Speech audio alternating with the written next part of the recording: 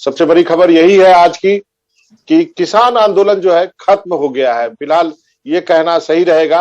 11 तारीख से किसान अपने घरों को लौटना शुरू करेंगे, 15 तारीख को अमृतसर जाएंगे, लेकिन 15 जनवरी को एक बार फिर से बैठेंगे, विचार विमर्श करेंगे। क्यों बैठेंगे, क्या है उनकी रणनीति, क्या होगी उनकी रणनीति, क्यों जा रहे हैं अभी, इन सब चीजों पर चर्चा करने के लिए किसान नेता योगेंद्र जी हमारे साथ है। योगेंद्र यादव साहब, सर आपका बहुत बहुत शुक्रिया, आपने वक्त निकाला। जब किसान आंदोलन खत्म हो गया है सर, या आपने इसको स्थगित किया है? आंदोलन खत्म करने का नाम मैं नहीं लेता मनोरंजन भाई, इसलिए नहीं कि हम आंदोलन जीवी हैं, कोई शौक है, इसलिए कि किसान का आंदोलन तो लंबा है, चलेगा। हाँ, ये जो मोर्चा है, क्योंकि पब्लिक के मन में आंदोलन और आंदोलन का स्वरूप एक ही चीज हो जाती है। आंदोलन तो चलेगा, पर ये जो मोर्चे हैं, जो हमने नेशनल हाईवे पे मोर्चे लगे हुए थे, देश के जगह जगह पे मोर्चे लगे हुए थे, ये तमाम मोर्चे 11 तारीख से उठा लिए जाएंगे। तो सामान्य जनता की आंख से देखे तो हाँ, आंदोलन समाप्त हो, लेकिन किसान का संघर्ष, आंदोलन जारी है। क्योंकि जो बड़ी लड़ाई हमारी है एमएसपी के सवाल पे, दूसरे सवालों पे, वो लड़ाई लंबी है, चलेगी। लेकिन हाँ, ये मोर्चा समाप्त हुआ, जो लोगों को दिख रहा था उसे उठा लिया जाएगा। हम तो कल करना चाहते थे, लेकिन राष्ट्रीय शोक का अवसर इस वक्त चल रहा है, तो विजय दिवस हम परसों कर रहे थे जी। लेकिन फिर 15 जनवरी को बैठक किस बात? 15 जनवरी को किसान आके रिव्यू करेंगे। 15 जनवरी को हम वापस आएंगे। सारे किसान नहीं आएंगे, मोर्चा नहीं आएगा, आपकी सड़कें नहीं रुकेंगी। 15 जनवरी को किसानों के प्रतिनिधि दिल्ली में बैठ के समीक्षा करेंगे कि सरकार ने जिन जिन बातों पे आज सहमति जताई है उनका क्रियान्वयन कैसे हुआ। जैसा कि आप जानते हैं, ये जो केसेस वाला मामला है, बड़ा टेढ़ा मामला होता है। सरकार ने सिद्धांततः सहमति दे दी है, बहुत अच्छी बात है। मुआवजे की भी सिद्धांत में घोषणा हो गई है, अच्छी बात है। लेकिन इस पे चौकीदारी तो करनी पड़ेगी। 1 महीने के बाद रिपोर्ट लेंगे कि कहां तक हुआ और आगे मोर्चे की क्या कार्रवाई होनी चाहिए, उन सवालों पे। तब तक उम्मीद है कि एमएसपी की जो कमेटी है, जिसके बारे में अभी तक कुछ पता नहीं लग रहा किस चीज की कमेटी है, कौन होगा, पता भी लग जाएगा कि भाई कैसी कमेटी है, और एमएसपी की लड़ाई आगे कैसे लड़नी चाहिए, संयुक्त किसान मोर्चा का भविष्य क्या होगा, ये तमाम बहुत बड़े बड़े सवाल है, जिसपे चर्चा करने के लिए हम 15 तारीख को अगले महीने यहां वापस आएंगे। सर एमएसपी पे आऊंगा, लेकिन अपने दर्शकों को एक चीज बता दूं कि योगेंद्र यादव साहब ने एक बहुत गहरी बात कही है, जो आप शायद मिस किए हैं, मिस कर गए होंगे। उन्होंने कहा कि आम लोगों के लिए ये आंदोलन खत्म हो गया है। आम लोग जो शिकायत कर रहे थे कि सड़कें बंद है, उनको आने जाने में दिक्कत होती है, उनके लिए ये आंदोलन खत्म हो रहा है। किसान अब सड़कों पे नहीं बैठेंगे। लेकिन योगेंद्र यादव जी ने दूसरी महत्वपूर्ण बात कही है कि किसान का आंदोलन जारी रहेगा, यानी संघर्ष जो किसान करने उतरा है वो जारी रहेगा। सर आपने एमएसपी की बात कही, लेकिन ये जो कमेटी की घोषणा प्रधानमंत्री ने की है, ये केवल एमएसपी पे तो है नहीं, ये तो जीरो बजट फार्मिंग, बाकी और चीजें कैसे कृषि में सुधार करना है उस पे है। मैं आपसे ये जानना चाहता हूं, क्या आप लोग स्पेसिफिकली एमएसपी पे एक कमेटी चाहते हैं? मनोरंजन भाई, देखिए मैं आपको ईमानदारी से बताता हूं, एमएसपी पे एमएसपी इस आंदोलन की दूसरी बड़ी मांग थी, 3 कानूनों को रद्द करो, उसके बदले में हम एमएसपी की गारंटी दो। उस पर भी सिर्फ आप इतना कह लीजिए पांव रखने की जगह मिली। पांव रखने की जगह इस लिहाज से मिली है कि सरकार ने इतना मान लिया है कि आज जो एमएसपी पे खरीद होती थी, कम से कम उस स्थिति को बना के रखा जाएगा। उसके बाद सरकार ने एक कमेटी दी है। इस कमेटी का तो कुछ सरपैर ही पता नहीं लग रहा है, क्योंकि इसमें वो प्रधानमंत्री ने घोषणा की थी ना, जीरो बजट फार्मिंग पे भी चर्चा होगी, इसमें डाइवर्सिफिकेशन ऑफ क्रॉप पे भी होगी, एमएसपी को पे भी चर्चा होगी। और किसानों का अनुभव रहा है कि ऐसी कमेटियों से किसान को कभी कुछ मिला नहीं। इसलिए मेरे मन में सवाल तो है, संदेह तो है हम सबके मन में इसके बारे में, और इसका तो हमें बाद में ही पता लगेगा कि इसकी क्या परिस्थिति एग्जैक्टली बनती है।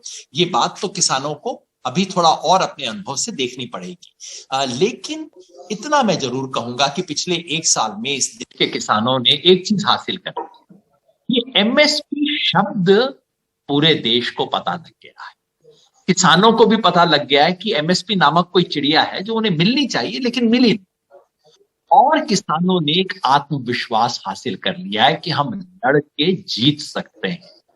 ये 3 चीज जब तक रहेंगी, एमएसपी हासिल होगी। ये लंबी लड़ाई है, मैं ऐसा कतई नहीं कहूंगा कि एमएसपी बहुत बड़ी सफलता हमें आज मिल गई है, नहीं मिली है, मैं ईमानदारी से कबूल कर रहा हूं।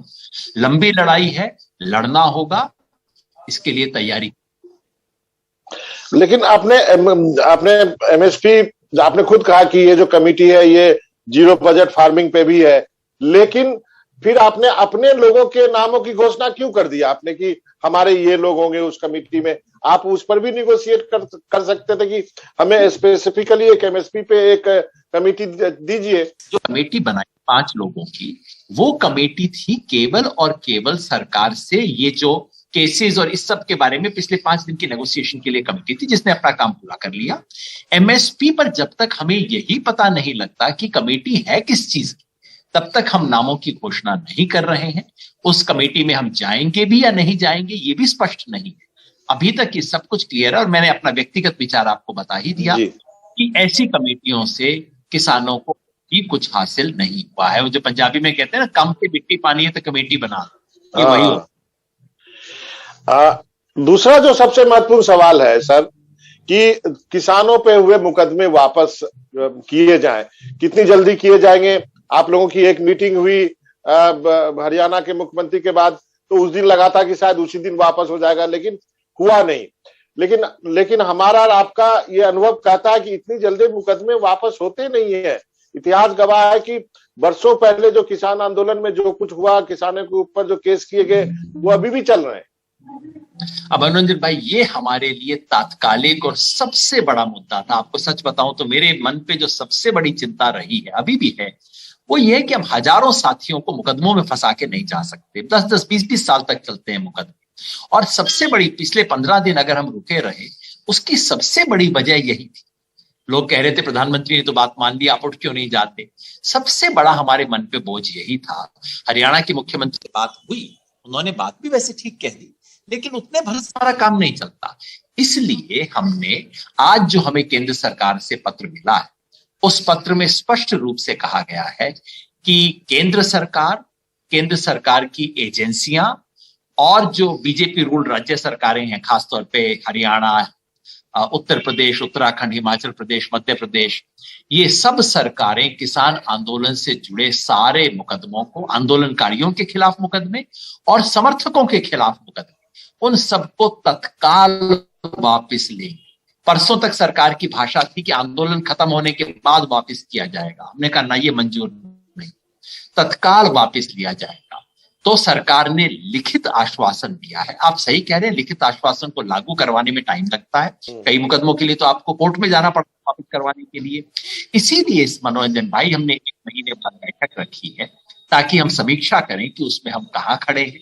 निगरानी करनी पड़ेगी, चौकीदारी करनी पड़ेगी, क्योंकि हरियाणा के किसानों को वास्तव में बहुत दुखद अनुभव है पुराने आंदोलनों का, कि आंदोलन खत्म हो गए, नेता कहीं इधर उधर चले गए और फिर किसानों पे मुकदमे चलते रहे। इस बार ऐसा नहीं, ये हमारी नैतिक जिम्मेवारी बनती है। लिखित आश्वासन तो हो गया, लेकिन उस लिखित आश्वासन को लागू करवाना अभी भी हमारी जिम्मेवारी है और इसकी हम निगरानी करते रहेंगे। 2 छोटे-छोटे सवाल है सर। एक तो सवाल ये है कि भले ही प्रधानमंत्री ने माफी मांगी, उन्होंने कानून वापस लिए, लेकिन जो और भी सरकार के लोग या जो रूलिंग पार्टी के नेताओं से आप बात करें तो आपको ये एहसास होता है कि कानून आएगा किसी न किसी रूप में। कृषि सुधार कानून जरूरी है, भले ही किसान जो है अभी वो कृषि में सुधार नहीं चाहते हैं, या फिर सच्चाई ये हो कि चुनाव है उत्तर प्रदेश में इसलिए वापस हो, लेकिन ये किसी न किसी रूप में आएगा। आप लोगों की तब क्या रणनीति होगी? किसी न किसी रूप में प्रयास किया जा सकता है, इसकी हमें भी आशंका है।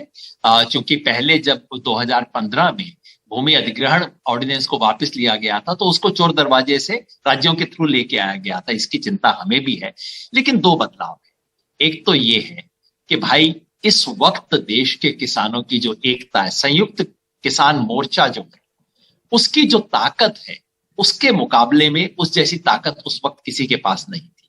और दूसरा, एक और बात कहूंगा मनोरंजन भाई, इस देश के तमाम नेताओं को एक सबक मिल गया है कि भाई किसानों से पंगा नहीं लेना। तो थोड़ा वो भी सोचेंगे पंगा लेने से अब किसानों से।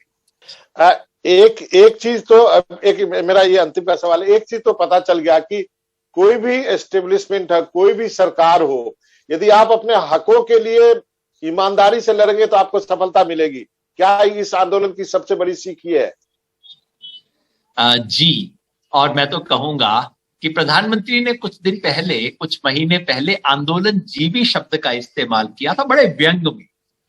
प्रधानमंत्री जी को मैं कहना चाहता हूं, प्रधानमंत्री जी आज तो आंदोलन जीवी जीते हैं। और इसमें आप छोटे नहीं हुए प्रधानमंत्री जी, क्योंकि आप भूल जाते हैं आप भी जिस कुर्सी पे बैठे हैं वो भी आंदोलनों की वजह से, और आप जिस देश के प्रधानमंत्री हैं वो देश आंदोलनों ने बनाया है। आंदोलन नहीं रहेंगे, लोकतंत्र में काई जम जाएगी। आंदोलन आंदोलित करते हैं, और आंदोलनों की वजह से राम मनोहर लोहिया ने कहा था, जब सड़कें सूनी हो जाती हैं तो संसद आवारा हो जाती है। सड़कें सूनी ना रहें, आंदोलन होता रहे, वो समाज को आंदोलित रखेगा, पानी को सड़ने नहीं देगा, काई जमने नहीं देगा। ये लोकतंत्र का प्राण है। और किसान आंदोलन तो मैं चाहता हूं आज इस देश को बचाने के लिए, जिस देश में लोकतंत्र खतरे में, भारत की बुनियाद खतरे में, उस देश में लोकतंत्र को बचाना, धर्मनिरपेक्षता को बचाना, संघवाद को बचाना, ये आज किसान आंदोलन की असली चुनौती है। तो मैं तो प्रधानमंत्री जी को धन्यवाद करता हूं। चलिए इन्हीं शब्दों पे खत्म करते हैं। ये इससे अच्छी गोल्डन लाइन नहीं हो सकती है इंटरव्यू खत्म करने के लिए। आपका बहुत बहुत शुक्रिया योगेंद्र यादव जी, आपने वक्त निकाला एनडीटीवी से बातचीत करने के लिए। शुक्रिया, धन्यवाद।